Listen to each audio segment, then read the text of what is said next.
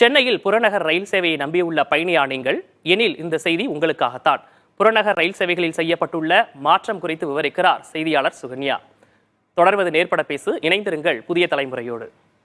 தாம்பரம் ரயில் நிலையத்தில் பராமரிப்பு பணிகள் நடைபெற இருப்பதன் காரணமாக நாளை முதல் அடுத்த மாதம் 14ஆம் தேதி வரை, அதாவது கிட்டத்தட்ட 3 வார காலத்திற்கு அந்த வழித்தடத்தில் பேருந்துகளை கூடுதலாக, அதாவது 50 பேருந்துகள் வரை கூடுதலாக இயக்கப்படுவதாக தமிழ்நாடு போக்குவரத்து துறை தெரிவித்திருக்கிறார்கள்.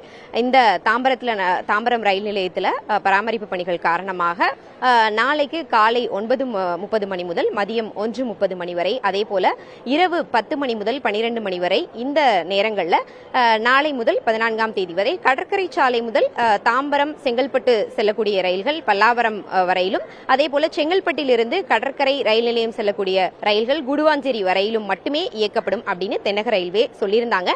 இதன் காரணமாகத்தான் இந்த வழித்தடங்கள்ல சென்னை மாநகர போக்குவரத்து கழகம் இந்த 3 வாரங்களுக்கும் கூடுதலாக 50 பேருந்துகளை இயக்க இருப்பதாக தெரிவித்திருக்கிறது. விமான நிலையம் மெட்ரோல இருந்து செங்கல்பட்டு வரை கூடுதலாக 50 பெரிய பேருந்துகளை இயக்க இருக்கிறார்கள். அதே போன்று பல்லாவரம் ரயில் நிலையத்திலிருந்து பல்லாவரம் பேருந்து நிலையத்திற்கு 5 சிறிய பேருந்துகளை இயக்க இருக்கிறார்கள். அதே போல கூடுவாஞ்சேரி ரயில் நிலையத்திலிருந்து கூடுவாஞ்சேரி பேருந்து நிலையத்திற்கு 5 சிறிய பேருந்துகளை இயக்க இருக்கிறார்கள்.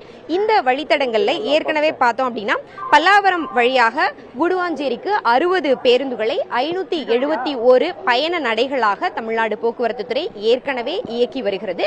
இந்த 60 பேருந்துகள் 571 பயண நடைகள் என்பதை தற்போது கூடுதலாக மேலும் 50 பேருந்துகள், அதுவல்லாமல் 10 சிறிய பேருந்துகளை மக்களின் நலன் கருதி இயக்க இருப்பதாக தமிழ்நாடு போக்குவரத்து துறை தெரிவித்திருக்கிறது. புதிய தலைமுறைக்காக ஒளிப்பதிவாளர் கிருஷ்ணாவுடன் செய்தியாளர் சுகன்யா.